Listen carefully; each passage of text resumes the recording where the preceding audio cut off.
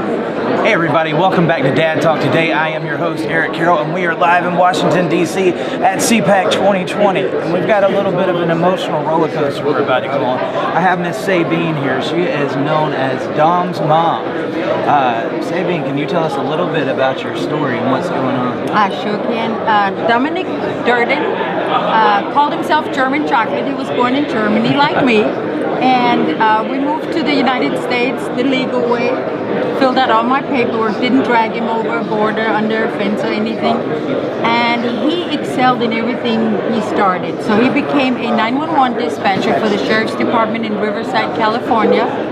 And on July 12, 2012, 5:45 in the morning, as he was heading to work on his motorcycle, an illegal alien from Guatemala with 2 felonies, 1 deportation, 2 DUIs, which he received probation for each time, because it's okay.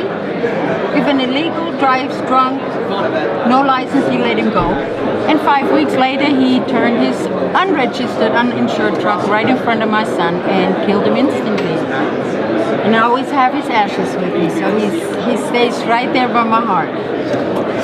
What has that process been like for you emotionally? Wow. Well, the illegal got every break. He got to bail out for $10,000 cash. He's a day laborer. Where did he get the cash from? And why would they let him out again?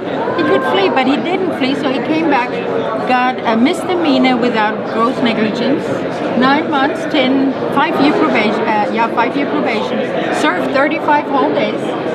And because I started getting real loud, because now I started to figure out it wasn't just an accident. He was an illegal. He wasn't even supposed to be there.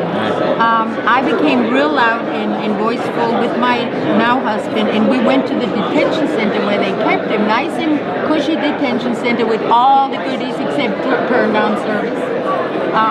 And they kept him there for a year and a half, and then deported him to Guatemala, but he's back. We have a lot of contacts in California, in Riverside area. His family is there, and he has no trouble coming back because America been so kind to him, just letting him roam free. I started giving up. I didn't want to live anymore. He was my only child. My life was pretty much over, and I planned out my suicide. I had it all set. My poor husband now had no clue, and I'm walking through the living room and I see Donald Trump come down the escalator. And at that time I wasn't into politics. It was like, yeah.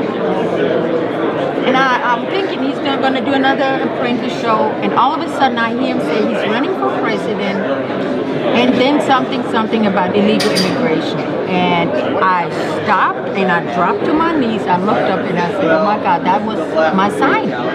Stay around.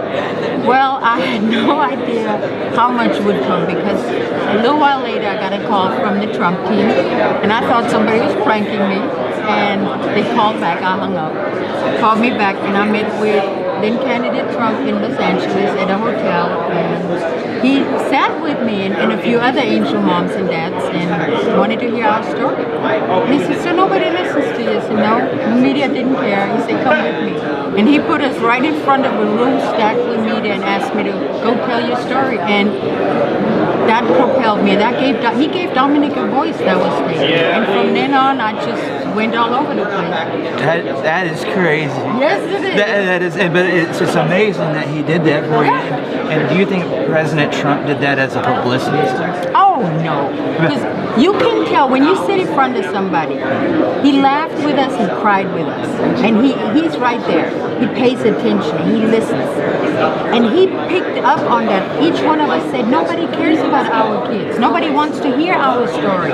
We're crying out, because now I'm realizing I'm not the only one. Kate Steinle is not the only one. There are thousands of Americans getting killed. Then you learn they get welfare, they vote, they cram up our schools, our emergency rooms, they're costing us billions. And I'm looking around and I see American veterans, homeless, elderly people deciding between a sandwich and medication. And we're handing it over to the illegals, who are now out of the shadows demanding and having more rights than we do. Well, and that's the thing, Sabine. So we're not against immigration, but much like you came over legally. You did it the right way. Yes. So you're not against immigration. No, not at all. But how does that make you feel, knowing that you went through these extra steps to do things the right way, and this person did this, and then it cost you your son? I'm angry, I'm upset. And I tell people who don't get it, I say, if you stand in line to go to Disneyland for 4 hours to get that last spot in there, and then here comes a family of 5 in front of you and they just take your It's spot. a good analogy. You will get mad. Or at a buffet. You waited for a long time, somebody cuts in front, you get angry. That's how I feel. And I told one of the senators around here that's for open borders, I told him, I said, well, I want my money back. I spent money and hours and time again to be here the legal way. It took me 6 years to become a citizen. I earned it. I didn't just demand it, you know, and it's outrageous, and people need to wake up, because I share this. I don't care if you like Trump, don't like Trump, if you're Republican, Democrat, whatever you are, every one of us here in America is affected by illegal immigration. We share the road with them. Just because they get a driver license doesn't mean they know the signs, they don't know how to drive. Then I learned, well, the Democrats now all of a sudden flipped from closed borders to open borders. They're losing their voter base. Everybody's leaving because, well, they take care of illegals. Well, and for anybody that doesn't believe in immigration control and secure borders, look at them, Sabine, and tell them what they need to know. When you go home and you lock your door at night, that is to keep your family safe. And that's what a border represents. Because just like somebody can't just walk into your house, they're going to knock on the door, they're going to ask for permission to come in. And that's what we expect with not with illegal aliens, with immigrants. Illegal aliens have no right here. They have no right to be here. And if it takes too long, well, that's just part of it.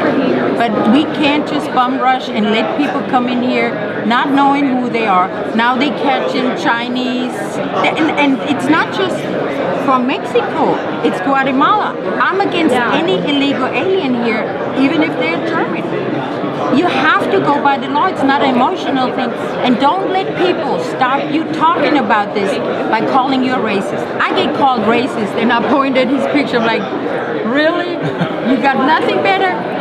When they call you racist, when you talk about illegal immigration, they want to shut you up. That's all it is. You don't have to defend yourself. You know. Keep talking about it. Share with friends and family. Come visit me on domhugs.org. We all have the right to live here safe and secure, and our president is trying to do that. And I'm fighting until I see my son again. That's right, and Sabine, that's exactly what I was just about to ask you, where everybody can find you. Domhugs.com, DOMHUGS.org. And Dominique, your mama loves you, and we're going to dedicate this podcast right here to you, my man. Thank you so much. Thank you. Everybody, we'll be right back.